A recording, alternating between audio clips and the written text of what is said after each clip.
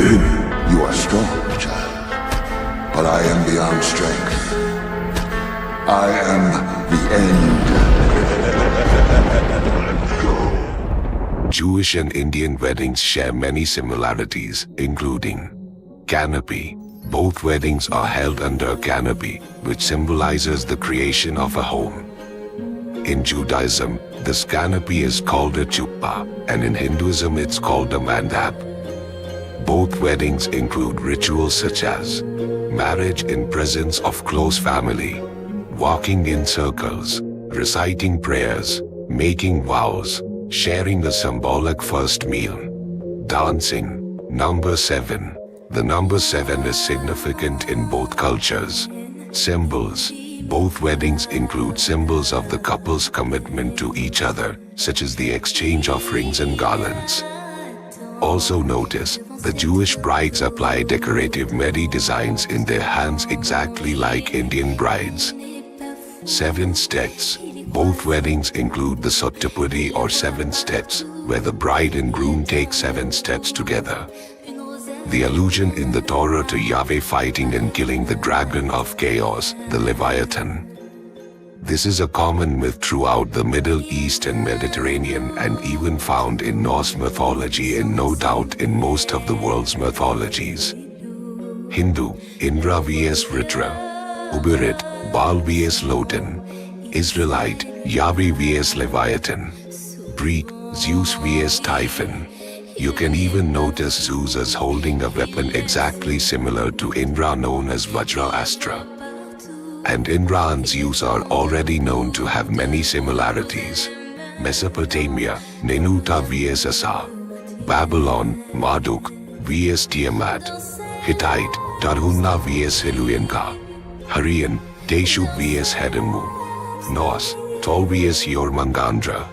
We were finding about Israel's Vedic connection only. Then why? Why did I present to you about the god of thunder fighting a giant snake which has similarities all around the world? Because you can see that all of these ancient civilizations had similar stories which is mentioned in Jewish culture, Bible, Sanatan, extant ancient civilizations throughout the world.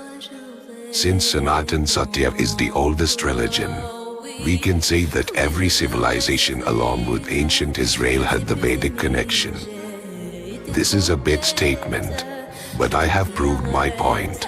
The Jews even pray for their long-gone ancestors like the Pitra Paksha of Vedic culture. The methods are obviously different. This is to be expected because of cultural variation due to separation for thousands of years and degradation. Well, if you are not aware of the Pitra Paksha tradition, it is a specific time in the year when you do prayers in some specific way for the salvation and peace of the ancestors. Jews do the same thing. They even use terms like translation our God and God of our ancestors is often used at the beginning of prayers. The genetics of Beni Israel from India reveals both substantial Jewish and Indian ancestry by close genetics. The migration of Jews to India is supported by historical and genetic evidence. After Nebuchadnezzar's conquest of Jerusalem, Jews were exiled eastward, settling in regions like Afghanistan and India. Communities such as the Beni Israel and Kochi Jews show genetic markers, like the corn model haplotype, CMH, linking them to Jewish ancestry. Studies on DNA and genetic diseases, such as BRCA mutations, confirm shared ancestry between Indian Jews and Middle Eastern populations. These findings support the theory of Jewish migration to India centuries ago, with clear genetic ties between Jews and some Indian communities. There are literally so many phenomena which can confuse you and even many experts. The story of Noah originated in ancient Mesopotamia, modern-day Iraq. But you can find the stories of Noah, the flood submerging the world, the boat, all of these in the Bible as well. So, the story of Noah appears in the Hebrew Bible, Book of Genesis, chapters 5 to 9, the Quran and Baha'i writings. Noel is referenced in various other books of the Bible, including the New Testament and in associated deuterocanonical books. The story of Noah and the flood is a cornerstone of the Abrahamic religions, Judaism, Christianity, and Islam. But shockingly, the legend of Mana's Ark, featuring the Matsya avatar, the first incarnation of Vishnu, tells an eerily similar tale in Sanatan Dharma. This isn't just a mythological overlap, it's a seismic revelation. If we pause and examine the evidence closely, it becomes clear these connections have the potential to shatter the very foundations of the Abrahamic faiths. From the name Abraham to the story of Noah's Ark and hundreds of other evidences I have presented, all signs point to one undeniable truth: the Abrahamic religions emerged from the roots of Sanatan Dharma.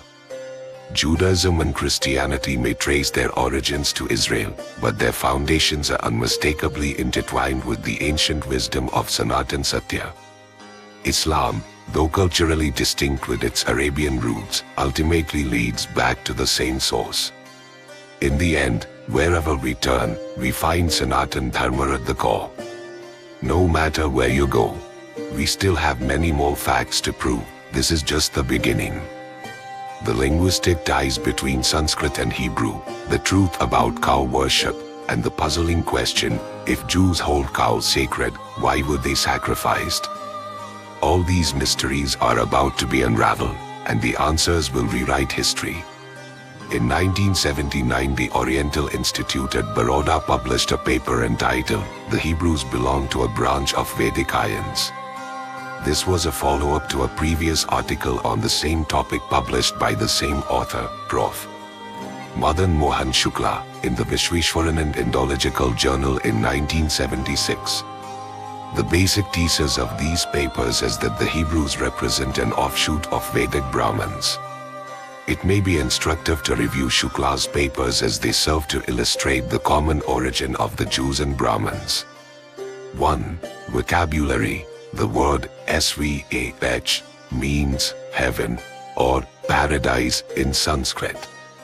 This word, written as swam, may assume the form samyam, which means sky, and o, heaven, in Hebrew, while it may become aswa under the influence of the principle of vowelization.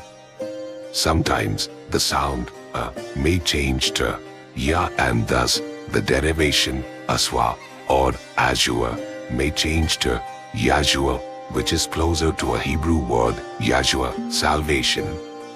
It may be mentioned that Appa is a Marathi word. The derivation Appa may further change to Abba, which is a Hebrew word. Now let us consider the root word swas. It may change first to vas and thence to bus or bus, which is a Hebrew word though with different meaning, i.e. daughter. He also suggests that Suryos gave rise to Kuryos or Kur. Shukla notes that Abru and Uparodita exist in Persian and Awadhi Hindi, distinct from Skt, Bru and Purohit. Describing the process of vowelization, he notes the Punjabis would pronounce the word station, Uttar, and Krishna as cetacean, Uttar, and Kishan respectively. Building upon this, he writes, the word Joseph may be transformed into Joseph, from which the derivation of the word Joseph is a simple matter. Thus we can see that the biblical name Joseph can be derived from an ancient Indian name, Jayashwa. Continuing in this line, he notes Adam. This word seems to have been derived from the Sanskrit word Adityam, from the Vedic pronunciation of this word as Adisham. In addition, the meaning of the root word is in Sanskrit as to eat and to enjoy or to be merry. Hence, if we pronounce the term upasana as upasana, then it would mean eating before God and being merry before God. Another striking similarity exists with regard to the script. Now, the Hebrew script, like those of Arabic and Kalki, does not use the word signs to indicate the pronunciation of its consonants. 2. Priesthood.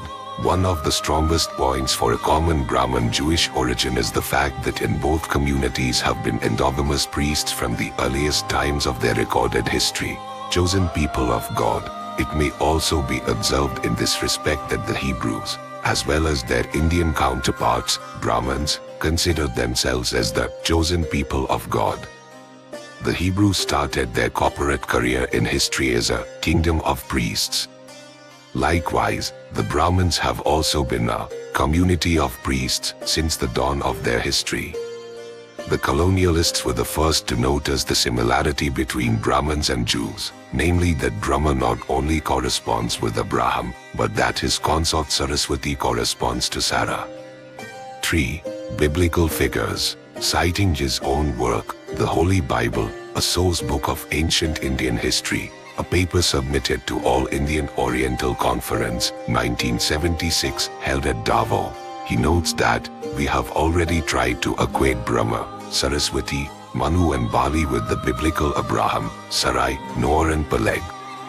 Not only that, but Shukla holds that the Jewish Laban and Brahminic Lavana coincide. It is noteworthy to note in the above context that the sister of Lavana on the Indian side becomes the daughter of Laban in the biblical account. It may also be mentioned in this respect that while Saraswati is said to be the daughter of Drummer in accordance with the Indian tradition, her biblical counterpart, Sarai, has been described as the sister of Abraham.